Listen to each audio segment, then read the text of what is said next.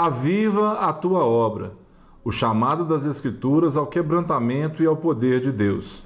Aula de hoje, aula 9, o avivamento pentecostal no Brasil.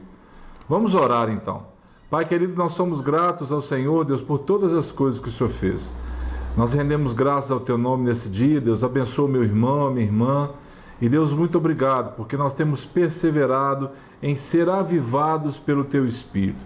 Por isso, Deus, recompensa a atitude do meu irmão, da minha irmã, papai, na busca que eles têm feito pelo teu Espírito, para ser cheios do teu Espírito, Pai, em nome de Jesus. Deus derramou grande avivamento pentecostal no Brasil. Ele pode, então, avivar quantas vezes quiser o seu povo, tanto que ele está fazendo isso pelo mundo todo.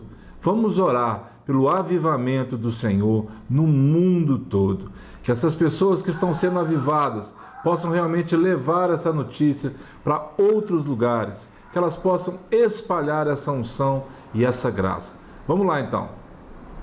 Aconteceu que, estando Apolo em Corinto, Paulo, tendo passado pelas regiões mais altas, chegou a Éfeso e, achando ali alguns discípulos, perguntou-lhes.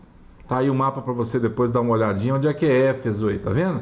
Na Ásia Menor, lá, perto da Grécia. Recebestes porventura o Espírito Santo quando crestes? Ao que lhes responderam. Pelo contrário, nem mesmo ouvimos que existe o Espírito Santo. Então Paulo perguntou: em que, pois, fostes batizados? Responderam: no batismo de João. Disse-lhes Paulo, está aí a imagem do batismo de João, batismo de arrependimento, né? Olha o que Paulo vai dizer. João realizou o batismo de arrependimento, dizendo ao povo que cresce naquele que vinha depois dele, a saber, em Jesus. Eles, tendo ouvido isto, ou seja, aqueles homens para que Paulo estava falando, foram batizados em nome do Senhor Jesus. E impondo-lhes Paulo as mãos, veio sobre eles o Espírito Santo, e tanto falavam em línguas como profetizavam. Eram ao todo uns 12 homens. Eu fico imaginando Paulo impondo a mão sobre aqueles homens e aqueles homens sendo cheios do Espírito Santo. Precisamos buscar isso, amados. Precisamos fazer com que isso seja uma realidade nos nossos dias também. Em sua infinita misericórdia, Deus chamou um povo no Brasil para viver o quê? A plenitude do Espírito Santo. Ele equipou com autoridade, estabeleceu com dons espirituais para vencer perseguições e crescer como exponencialmente. E glória a Deus por tudo isso. Vamos lá para a introdução então. Vamos ver o que a lição vai falar para nós. Primeiro, o Brasil, a nação para a qual o Senhor nos trouxe. Ore sempre pelo Brasil. Peça que o Senhor derrame o avivamento sobre o Brasil. E peça, inclusive, que comece por você.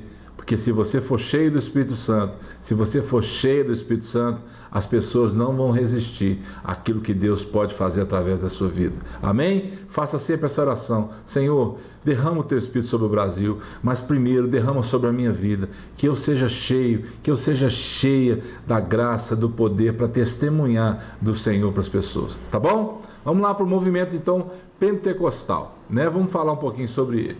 Ele transformou a realidade espiritual de maneira inquestionável em termos da liturgia, da proclamação do Evangelho, das manifestações de poderes, sinais, prodígios e maravilhas. Aqueles homens realmente que fizeram parte do início ali do movimento pentecostal foram realmente muito usados, como são usados até hoje, como você também é usado pelo Senhor, tá bom?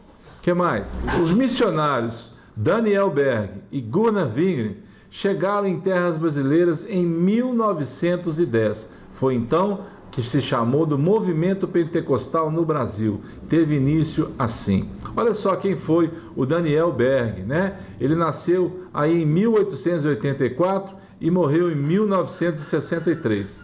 Ele se chamava Gustav Daniel Ogberg e morreu em Estocolmo, lá na Suécia.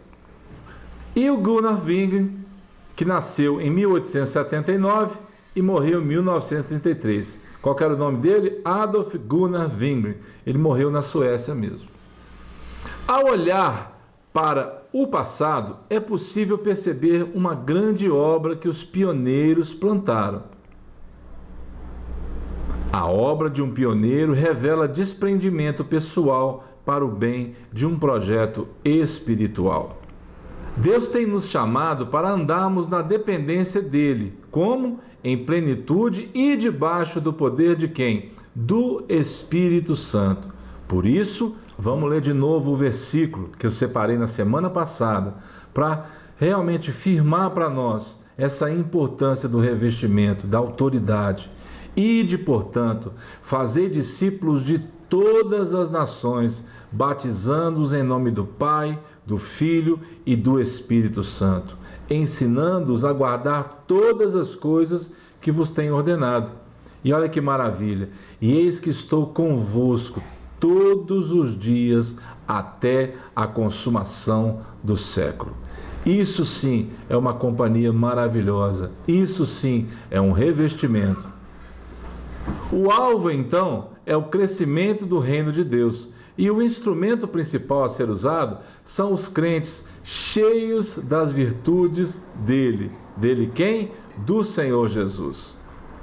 Pela direção de Deus, os 2 missionários suecos chegaram ao Brasil em 19 de novembro de 1910, como nós tínhamos falado. No início do século XX, predominava a existência das igrejas ainda históricas ou mesmo tradicionais. Muitos cristãos haviam experimentado a salvação em Cristo, mas nunca o batismo no Espírito Santo, esse revestimento de poder. Agora, em terras brasileiras, tornou-se possível ser um cristão com mais fervor espiritual. Como é que era importante o testemunho? Cada um de nós deve estar grato a Deus por fazer parte desse movimento. Permita que Deus use a sua vida para incentivar outros a experimentar isso. É o que eu falei no início. Se você for cheio, é impossível que as pessoas que estão ao seu redor, que convivem com você, também não sejam cheias, a não ser que elas não queiram. E olha como é que é importante. Por causa das perseguições.